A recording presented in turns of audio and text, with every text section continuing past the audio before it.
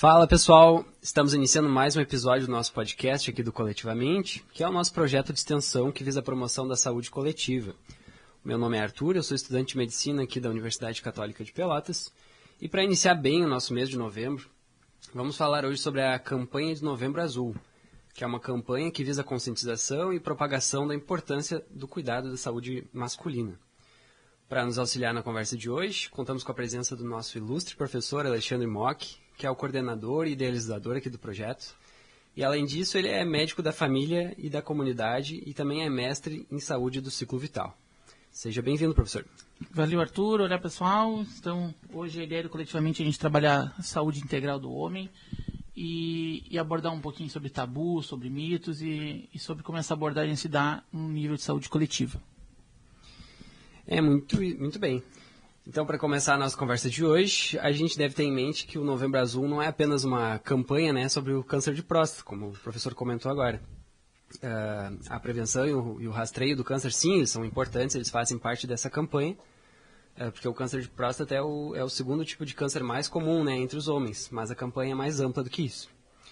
Professor, tu poderia explicar um pouquinho para a gente o que faz parte dessa campanha, o que ela aborda? Sim, então, o Novembro Azul ele vem numa campanha que foi lançada já há algum tempo atrás, os meses coloridos, Então a gente falou recentemente do Outubro Rosa, do Setembro Amarelo e tal, e o Novembro Azul vem nessa pegada para lembrar um pouquinho de olhar para o homem, que parece uma coisa meio estranha, mas o homem procura pouco atendimento, consulta pouco. A gente tem, historicamente, os estudos mostram que o diagnóstico de qualquer doença no homem é sempre mais tardio, porque o homem custa procurar atendimento. E junto com ele se fala muito na questão do câncer de próstata, que é um câncer obviamente exclusivo masculino, e que tem uma mortalidade, uma incidência muito alta, embora não tenha uma mortalidade tão alta assim, mas ele é muito comum, ele é muito prevalente no sexo masculino. Então, como é que eu vou fazer esse homem vir consultar? Vou falar do câncer de próstata. Então, o câncer de próstata vem junto com a campanha Novembro Azul por isso. Mas a ideia é a gente expandir, faz tempo que o Ministério vem trabalhando, e na medicina de família isso ainda é mais forte, de abrir um pouquinho esse olhar. Não olhar só para o câncer de próstata, que claro que tem a sua importância, nós vamos falar dele hoje ainda mais, mas olhar para a forma integral nessa saúde do homem. Então, aproveitar que esse homem veio no Novembro Azul, preocupado com a sua próstata, e nós olhar ele de forma integral. Corpo, mente, trabalho, sexualidade, prevenção de doenças crônicas. Então, a gente vai abordar uma série de questões aproveitando essa chegada do homem na consulta. Tá bem. E essa campanha ela é muito importante, Tu falou um pouquinho do intuito dela. Tem objetivos claros assim sobre essa campanha, mais específicos? O principal objetivo é que a gente consiga conscientizar a população masculina sobre a importância do cuidado em saúde. O objetivo é esse. Então, quando a gente fala para o câncer de próstata, o objetivo é que a gente consiga fazer mais diagnóstico de forma mais assertiva. Mas quando a gente, de novo, abre o nosso horizonte e começa a enxergar com uma abordagem integral a saúde do homem, aí o objetivo é que esse homem venha e que ele seja acolhido, tenha essas necessidades todas exploradas. Então, é abrir espaço, é quebrar um pouco de tabu também, que o homem é um sexo forte, que não precisa de cuidados. Não, a gente precisa sim cuidar dessa população. Então, o objetivo principal é esse, é olhar integral, é possibilitar um atendimento de forma individualizada e, fazer diagnóstico, rastrear as doenças que são mais prevalentes no sexo masculino. Tá bem, e quando a gente fala nessa resistência dos homens, a gente fala mais num quesito histórico ou isso realmente acontece ainda? O que tu percebe no ambiente de atenção primária? A gente tem mais busca dos homens pela... Pois é, tu sabe que tem uma questão histórico-cultural, assim, digamos, que o homem, ele era um sexo de, o genitor, familiar ali, o progenitor familiar tinha que trabalhar, tinha que gerir aquela família, e ele não tinha tempo para estar doente, e era até feio ficar doente, era sinal de fraqueza. Então, isso veio ainda por muitos anos e ainda está no nosso meio. A gente ainda tem um inconsciente que nos insiste que o homem não pode parar, que o homem tem que seguir trabalhando, que não pode adoecer e tal. E isso por muito tempo afastou, então, os homens do serviço de saúde, E aí é o que eu falei, a gente tem então evidências que doenças crônicas demoram mais a ser diagnosticadas na população masculina, né? É uma população que é resistente ao ir ao médico, né? Deixa para vir só no último. Então é uma população que vacina pouco, por exemplo, né? Os índices de vacinação no homem é menor, né? É uma população que faz menos exame de sangue, que faz menos exame de rastreio, como colonoscopia, por exemplo, a população masculina bem menos, né? É uma população que faz menos eletrocardiograma, é uma população que parece que fuma mais ainda, né? A gente ainda tem uma dificuldade em estabelecer esse dado, mas parece que fuma mais. É uma população que se expõe mais a riscos, como acidentes, né? Riscos de violência, enfim, até laborais, assim, né? Alguns serviços que trazem um risco laboral importante. É uma população que acaba cometendo mais suicídio, né? Não que tenta mais, mas comete mais, né? Então é mais efetivo.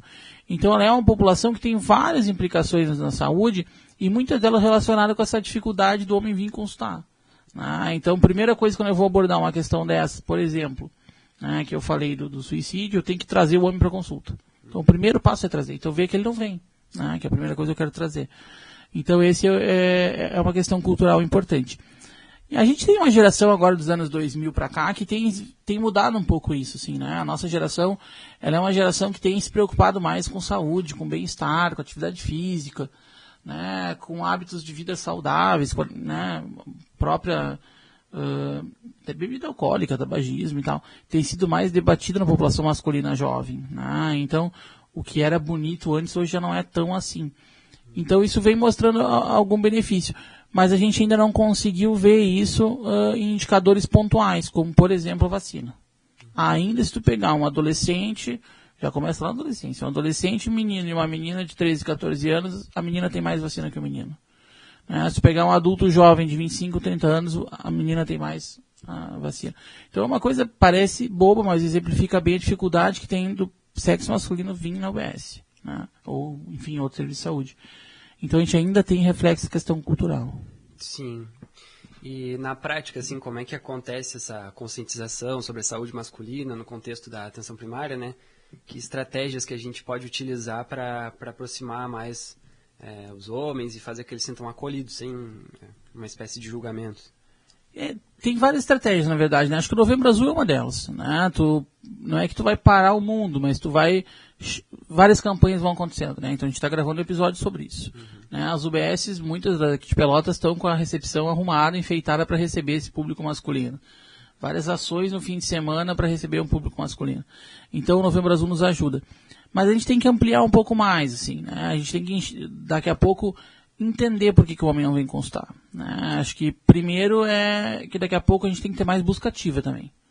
Aonde esse homem está? Bom, ele está no trabalho, ele está em empresas que é difícil liberar, né? A gente sabe que é difícil a empresa liberar um funcionário. Então, bom, daqui a pouco o serviço de saúde tem que se aproximar dessas empresas, né? A gente tem que ir nessas grandes empresas abordar esses homens lá.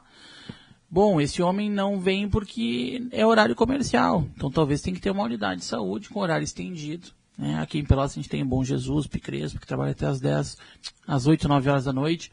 Bom, facilita, né? Então a gente tem já um reflexo ali no Picrespo, por exemplo, um público masculino que consulta mais de noite, porque é um espaço que eles têm disponível. Fim de semana, né? Então vários lugares trabalham com estratégias de abrir uma unidade básica de saúde no sábado, por exemplo. Que é quando a família está em casa e consegue consultar em família. Então são algumas estratégias interessantes da gente fazer, né? E a outra é a questão de oportunidade. Eu sempre digo isso na UBS onde eu trabalho, enfim, com os colegas, e acredito muito, é oportunidade, né? Então aquele homem chegou na consulta hoje, ele veio por uma dor de dente, eu tenho que aproveitar, eu tenho que medir a pressão dele, eu tenho que conversar com ele, eu tenho que ofertar teste rápido, eu tenho que orientar sobre sexo seguro, né? Eu tenho que daqui a pouco agendar uma consulta. Então aproveita, é oportunidade. Ele chegou por qualquer motivo, a gente abraça esse ser humano e já deixa ele perto de nós na consulta. Sim.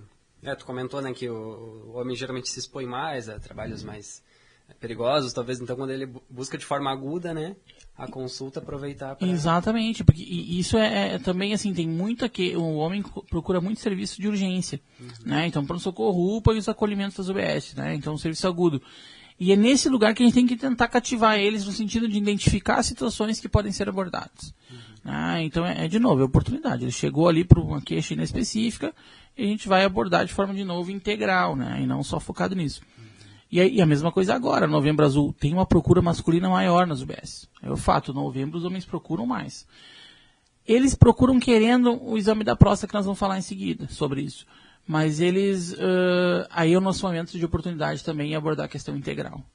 Mas a gente tem que aproveitar esse momento em novembro que eles procuram mais. Tá bem, vamos falar um pouquinho sobre o câncer de próstata, então. Professor, tu poderia explicar um pouquinho pra gente quais são os 2 tipos de doença mais comuns da próstata? Sim.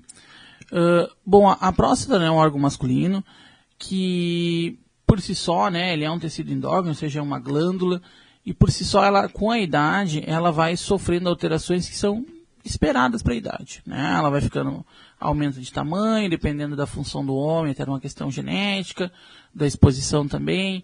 Ela fica mais rígida, né? E isso, em algumas pessoas, a gente vai interpretar isso como natural e outras vão apresentar sintomas. Né? Então, a primeira alteração da próstata, a gente chama justamente de alteração benigna da próstata. Tá? O aumento benigno da próstata. Então, e aí vem o nome benigno justamente para tranquilizar a população, que isso é esperado. Né? Então, o homem ali com 50 e poucos anos, que bom, teve uma vida normal, né? E a próstata cresceu. E ela é normal que cresça. E algumas pessoas, quando ela cresce, ela tem alguns sintomas. Né? Principalmente diminuição do jato da urina, né? O final da urina fica pingando um pouquinho de urina, né? Então tem vontade de urinar, parece que não sai tudo. Então são alguns sintomas próprios da alteração benigna da próstata. A gente não tem uma porcentagem clara, mas tem alguns estudos que falam em 50%, 60% de homens tendem a apresentar algum sintoma prostático ao longo da vida. E a gente tem o câncer de próstata. O câncer de próstata também, ele é uma doença do homem mais velho. Não é do homem jovem, é do homem mais velho. Tem uma influência genética importante, e aí genética, inclusive hereditário. Então a gente já tem traços hereditários no câncer de próstata. E quando eu digo hereditário é o seguinte, bom, a família paterna, os homens da família paterna tiveram. Tipo, meu avô paterno, pai, meu tio paterno. Né? Então essas pessoas tiveram câncer. Bom, então eu tenho grande chance de ter. Né? Então essa questão genética é forte no câncer de próstata. E aí não tem grandes fatores assim de risco que vão influenciar. Né? Tem alguma coisa que fala de tabagismo que pode influenciar. E alguns estudos bem fortes mostrando prevalência um pouco maior na população negra, né, em homens negros que têm que estar um pouco mais atentos à questão da próstata. Os sintomas iniciais são bem parecidos com o do aumento benigno. É jato entrecortado da urina e diminuição do jato. Mas em seguida, tu já vai ter inclusive eliminação de sangue, né, quando a pessoa vai ter a ereção, né, e vai ejacular, pode ter sangue na ejaculação. Então tem alguns outros sintomas que vão aparecendo. Vai ter dor na hora de ejacular. Né? O paciente pode sentar e ficar com dor. Então tende a ter sintomas um pouquinho mais floridos, digamos assim. Né? Tem sintomas mais específicos do câncer de próstata. Então essas são as principais doenças da próstata. Né? E aí, bom, a alteração benigna da próstata a gente vai tratar com medicação. Né? E o paciente tem um resultado bem, bem bom. Fica bem e tudo mais. O câncer de próstata a gente tem que fazer diagnóstico. A maioria do diagnóstico de câncer de próstata tem um tratamento super tranquilo. Né? A câncer de próstata ele não é, no geral, né, tão agressivo assim. A gente consegue tratar, tem uma sobrevida boa, né, e uma mortalidade pequena quando tratada de forma adequada. E o principal vai ser o diagnóstico, que a gente vai aprofundar depois, né? A questão do diagnóstico assertivo. Pois é, tu comentou dos sintomas, né, do câncer de próstata, de ter sangue na urina, ou sangue no sêmen até, né? Só que os sintomas, eles acontecem já num estágio avançado da doença, né? Uhum. Então, seria importante a gente rastrear para descobrir antes, né? Antes de ter esses sintomas. Sim. E de que forma acontece esse rastreio? O PSA e o toque retal, eles são bastante utilizados ainda? Como a gente pode abordar o rastreamento de uma forma responsável e sem tabu? Então, Antônio, aí está um ponto que a gente precisa ter bastante atenção, né? Primeiro, assim, quando a gente fala em rastreio, a gente tem que pensar que eu estou rastreando uma população gigantesca, eu tenho, é um rastreio populacional, a nível de Brasil, né? E quando eu levo em consideração essa população, eu tenho que ver o que mais é benefício para a população, e não um caso individualizado. Quando a gente vai ver o rastreio para a próstata, a nível populacional, o rastreio não se mostrou efetivo com PSA, por exemplo. Então, o que significa isso? Que eu pedi PSA para todo homem acima de 50 anos não significa que eu vou descobrir câncer de próstata em todo mundo e nem que eu vou salvar aquele homem. Eu tenho gente que fez o PSA e não tinha nada, e tudo bem. Eu tenho gente que fez o PSA e deu alto e não tinha câncer. Eu tenho gente que fez o PSA e deu normal e tinha câncer. Então, quer dizer, o PSA não é sinônimo de rastreio de câncer para a população em geral. Agora, a primeira coisa que eu vou rastrear o câncer de próstata é com histórico familiar, né, e anamnese bem feita. Então, eu preciso, primeiro, os sintomas que a gente falou aqui. Então, dor, desconforto, sangue no sêmen, sangue na urina, dor ejacular, né, desconforto também para urinar, população negra e histórico familiar. Então, pai teve, vô teve, bisavô teve, essa gente toda teve. A gente tem, então, aí eu vou rastrear mais de forma mais assertiva. Aí entra também, então, o exame físico, que vai ser o toque retal, né? O que o Ministério recomenda? Que o toque retal seja feito uma vez por ano, nos homens a partir de 50 anos, por um profissional de saúde extremamente capacitado, né? E aí o extremamente capacitado é aquele profissional que tem muita experiência em fazer toque retal, né? Quem tem muita experiência de toque retal, no geral, são proctologistas ou urologistas, né? Alguns médicos de família também têm boa experiência de toque retal. Então a gente tem que procurar esse profissional. E é isso, o PSA eu vou pedir para esse caso mais específico, né? Aquele paciente que tem os sintomas, que tem um histórico familiar, aí eu vou avaliar toque retal e PSA. Fiz o toque retal, tem uma próstata aumentada, endurecida, eu vou avaliar junto com o PSA.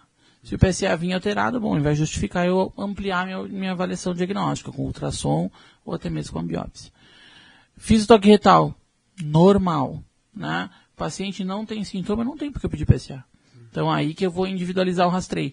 Então, o câncer de próstata, diferente do câncer de mama que a gente falou mês passado, ele não tem um rastreio que é igual para todo mundo. Ele é um rastreio individualizado. Então, cada homem, eu vou ter que sentar, avaliar os critérios, avaliar sintoma, avaliar histórico familiar e decidir se eu vou pedir ou não o exame. Né? Então, é isso. E isso é um alerta importante, porque tem muito homem que agora, em novembro, vai no laboratório e faz por conta própria um PSA. Sim. E olha ali o resultado de acordo com os valores de referência, deu normal e acha que está tudo bem. E não necessariamente. Né? Então não adianta fazer o exame de forma inadvertida, a gente tem que fazer o exame de forma assertiva, né? Com um profissional de saúde, um médico ali capacitado para identificar aquele paciente que realmente vai se beneficiar da informação do PSA mais toque retal.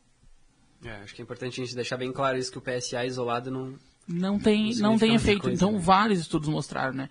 Tem um estudo que eu acho legal, que é aqui de Pelotas, é nosso, assim, né?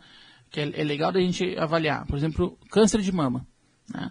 Onde tem maior número de casos do câncer de mama é em fevereiro, março. Por quê? Porque em outubro a gente pediu mamografia para um monte de gente. Sim.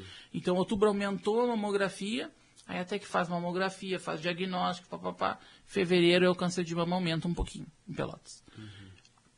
Próstata, a gente tem um aumento mais de 200% de solicitação de PSA em novembro.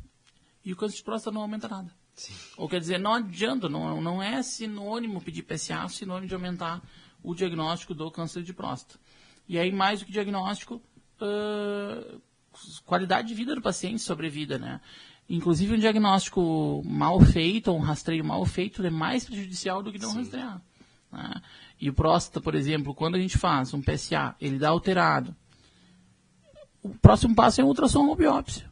Né? E a biópsia, dependendo da biópsia, ela pode inclusive deixar uma sequela naquele paciente, que não teria indicação nenhuma. Então, de novo, é um rastreio individualizado. O PSA é sim importante, mas quando eu junto a informação do PSA com o exame físico, que é o toque retal, e com a anamnese, que é a história clínica. Tá bem. E tu citou um pouquinho antes de outras doenças, né? Além do câncer de próstata, assim, quais outras doenças merecem atenção quando a gente fala em saúde masculina? Ótimo, né? Então, de novo, esse olhar integral. A gente tem várias, assim, né? Não dá para fugir das principais doenças crônicas, né? Hipertensão e diabetes. O homem tem muito mais AVC, né? E porque não faz diagnóstico de hipertensão. Então, a hipertensão tem que ser rastreada, e é bem simples, é só medir a pressão. Diabetes tem que ser rastreado em toda pessoa acima de 35 anos. Né? Então, todo homem acima de 35 anos tem que avaliar a sua glicemia de jejum com exame de sangue. Obesidade tem que se rastrear. Né? Então, tem que pesar e medir e discutir sobre obesidade. A gente tem muito homem obeso. Né? Depois, questões de estilo de vida tem que ser rastreada. Então, etilismo na população masculina é comum, é mais comum, né? Então, e o álcool tem um efeito muito devasto, assim, na saúde da população geral, mas da masculina muito, muito maior. Tabagismo tem que ser rastreado, então, doenças crônicas, né? Hipertensão, diabetes, tabagismo, etilismo. E depois algumas questões de exposição, assim, né? Acho que a questão da sexualidade é importante, né? E a sexualidade como um todo, então tem muito homem, né, que tem questão de disfunção sexual, disfunção erétil, que a gente tem que abordar. Isso tem um impacto na vida social e de saúde mental do homem muito grande, né? E precisa ser abordado, porque muitos homens vão ter algum grau de disfunção erétil ao longo da vida, né, com avançada idade. Depois, questão de infecções sexualmente transmissíveis, né? Também não é segredo que o homem acaba se expondo mais e de forma, às vezes, desprotegida, né? Então, sem uso do preservativo, por exemplo, e acaba tendo mais chance de contrair, então, a doença sexualmente transmissível, né? Então, tem que rastrear HIV, tem que rastrear sífilis, hepatite B e hepatite C. Depois, aí, questão de trabalho, né? O homem tem uma exposição laboral importante, muitas vezes serviços braçais, né? Então, questão do aparelho locomotor, que a gente fala, né? Então, doenças da coluna, doença do ombro, do quadril, né? Então, são doenças do aparelho musculoesquelético, né? Então, ele tem muita dor, né? Inclusive, a principal causa do homem procurar atendimento é dor, né? Então, isso tem que ser investigado. E aí, eu deixei por fim, mas não é por menos importante, é a questão da saúde mental masculina. Né? A gente tem uma saúde mental masculina que ela é muito tangenciada. Né? A população acaba não dando bola, acho que é bobagem, né? A depressão, no geral, ainda mais no homem, então, né, tem esse linguajar cultural, assim, que depressão é falta de serviço, é falta de vergonha na cara, é o que for. Então, isso na população masculina é muito forte. E a gente precisa trabalhar isso. E, gente, é extremamente simples rastrear a depressão. Tu olha pro teu paciente, tu olha pro teu vizinho e tu tá feliz. Se a pessoa ela tiver algum problema de saúde mental, na hora do tá feliz, ela vai gaguejar, ela vai chorar, ela vai respirar ou ela vai se achar acolhida ao ponto de contar alguma coisa, né? Então, é nesse momento que eu tenho que dar atenção à saúde mental da população masculina, né? Então, depressão, sintomas de ansiedade, né? Então, essas cobranças todas da população masculina, né? Então, tem que ter dinheiro, tem que produzir, tem que trabalhar. E, bom, e a pessoa, por algum motivo, pode não conseguir, isso vai afetar ela, né? Então, isso tem que ser rastreado. E tem uma outra questão que não é necessariamente um rastreio, mas é uma questão de orientação de saúde pública, que é a questão de acidente, né? Acidente automobilístico, principalmente moto, assim, né? Então, a população masculina jovem se expõe muito a altas velocidades de moto, de carro, do que for, e tem um risco de acidente maior. Então, isso tem que ser trabalhado nessa população masculina como um todo. Tu comentou dessa questão da saúde mental, né? Às vezes a gente está atento até ao nosso vizinho, mas o homem parece ter uma casca grossa, assim, de modo geral, para comentar, né? Sim. É mais fácil de lidar com esse tipo de conversa no consultório? Como é que acontece, assim, na atenção primária? Então, tu vai de uma habilidade de comunicação, assim, né? Então, comunicação é uma habilidade, né? A habilidade tem que ser treinada. Então, quanto mais o profissional de saúde se expor a conversar com essa população, mais habilidade de diferentes formas de comunicar com essa população o profissional de saúde vai adquirir. Então, não vou te dizer que é fácil, assim, tem alguns pacientes que são bem difíceis de tu abordar, né? Que tu fala, eles respondem sim ou não e olhe lá, assim, né?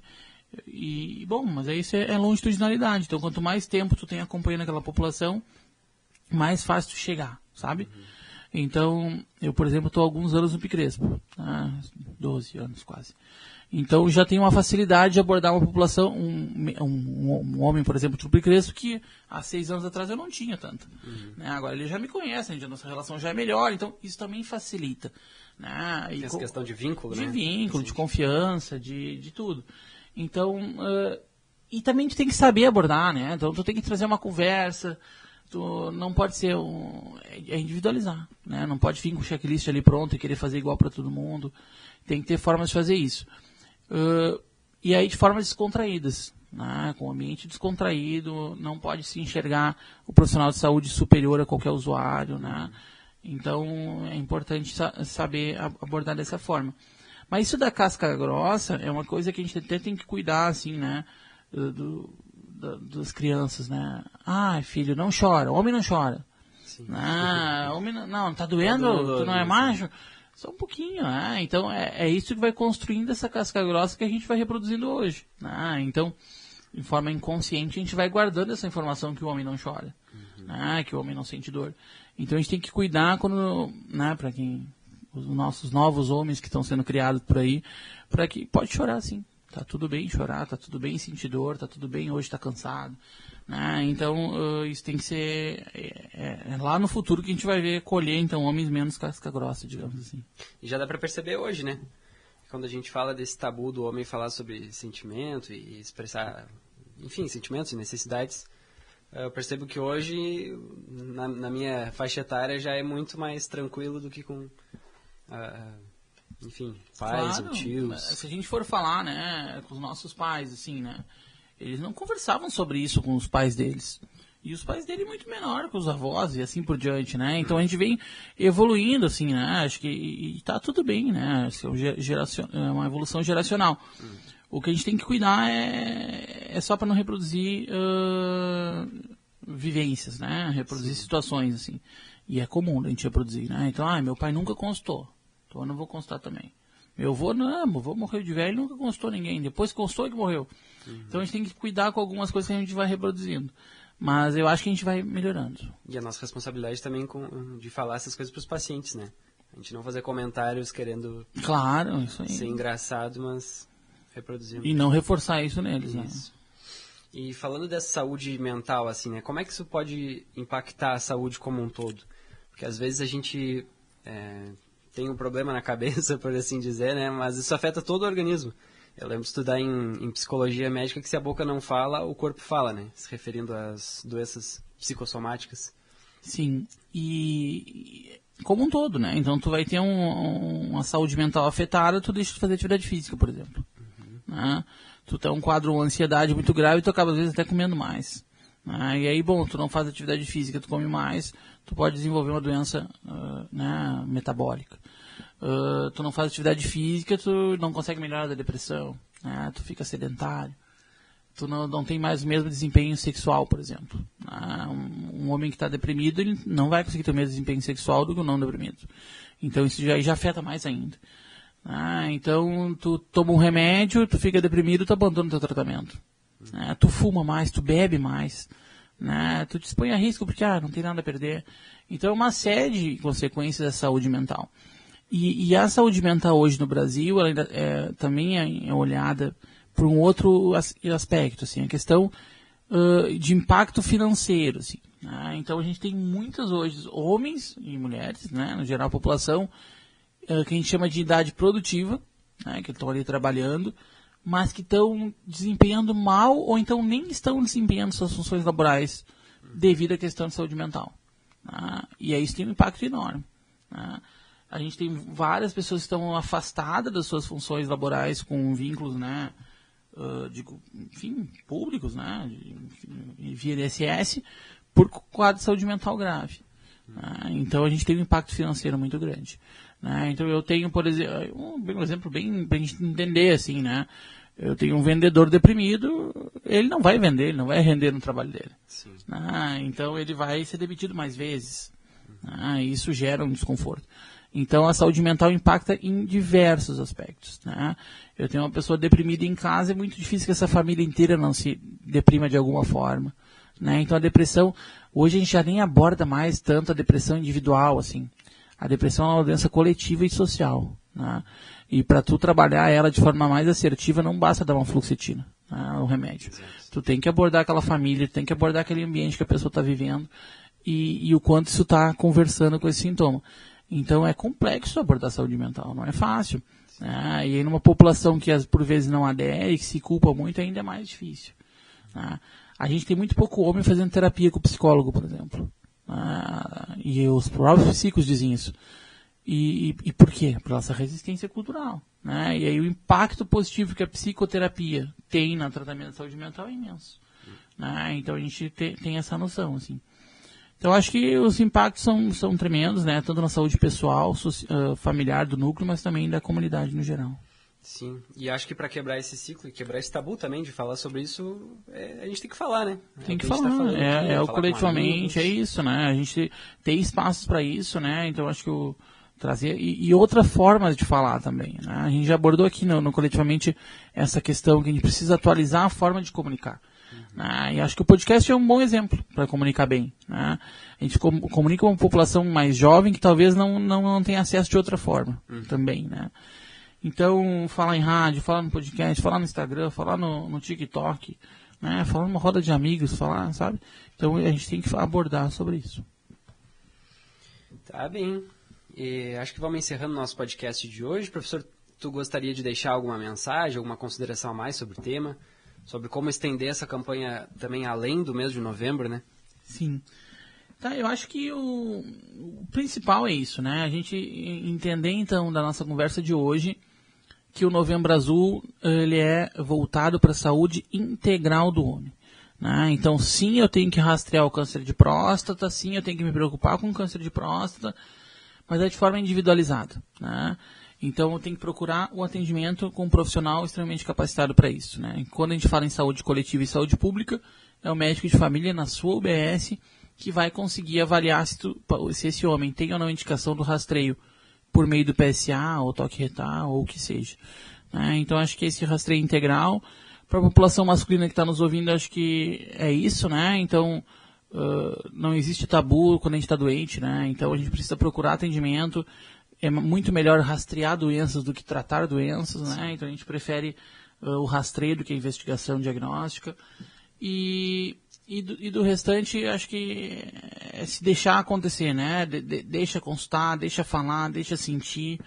A gente tem que, aos pouquinhos, ir trabalhando esse tabu. E com os profissionais, acho que é a questão da oportunidade, né? Tá com um paciente masculino na tua frente por uma queixa aguda, como a gente falou, aproveitar a oportunidade e abordar outras questões. E do mais, acho que é isso, assim. Acho que é agradecer a Arthur, né? E a gente está aqui e estamos de volta daqui a uns dias. É isso. Então é isso, pessoal. Estamos chegando ao final desse episódio. Eu gostaria de agradecer imensamente a presença do nosso professor e coordenador aqui do projeto, que se disponibilizou para engrandecer a nossa conversa sobre esse tema tão importante que é o Novembro Azul. Nos sigam no Instagram, @coletivamente_CEPEL, para ficar por dentro dos nossos episódios. E até a próxima.